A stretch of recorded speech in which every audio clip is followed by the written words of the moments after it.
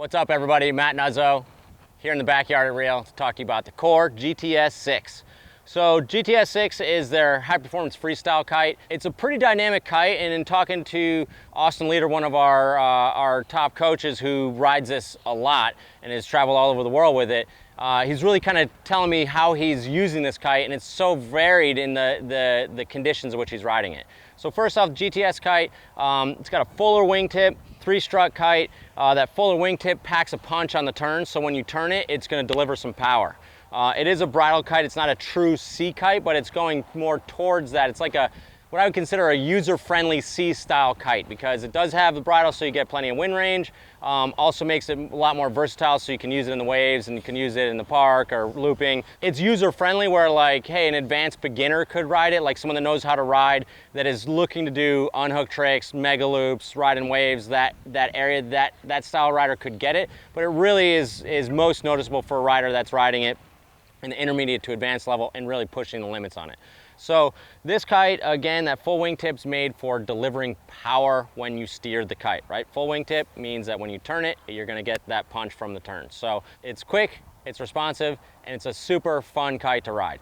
So first, what it's made for and what people ride it for is the looping, right? So this is a really dynamic kite. You can jump super high on it, and then when you loop it, it just packs that punch with a full wingtip and just will rip you downwind, right? So if you want a really dynamic, expressive loop, the GTS is going to be a really mega looping beast of a kite.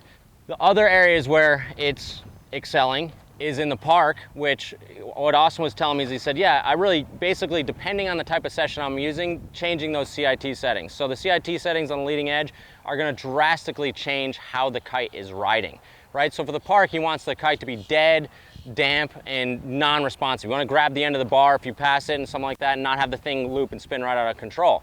So you could change it from that end where it's kind of damp and totally dead, or in the waves, you want to have it be light, nimble, and drift.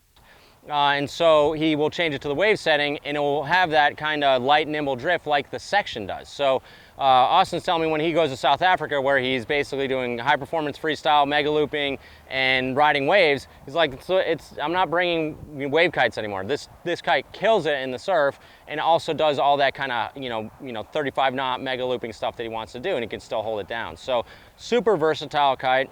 We are getting quite a few questions like, what's the difference with GTS and the Nexus? They kind of look the same.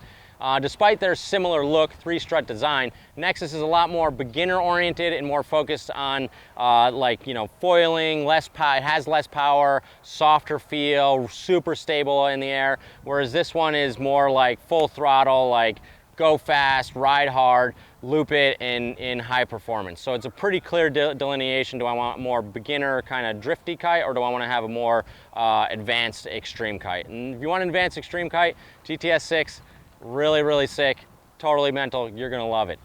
Have any more questions about which Core kite's right for you? Because there's like 25 kites in a line. I can't even figure it out now. No, I actually can figure it out. But there's a ton of kites in a line.